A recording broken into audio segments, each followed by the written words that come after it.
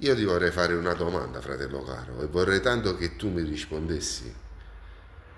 Adesso ti senti uomo dopo aver fatto scendere un bambino di 10 anni dall'autobus e farlo camminare per 2 ore con la neve a terra?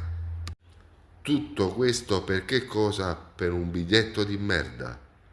Io vorrei capire una cosa, no? Adesso tu, come uomo, come ti senti?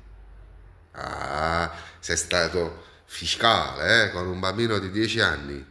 E poi quando entra un Maranza nell'autobus Feuces, come funziona? Io adesso mi riferisco alla mamma del bambino, lo devi denunciare. E assieme a te tutti quelli del posto, perché questo non ha cuore. Non parliamo di una persona tutta già fatta e costruita, qua parliamo di un bambino di 10 anni. Ti dovresti solo vergognare. Raga, io in questo video credo di aver ragione.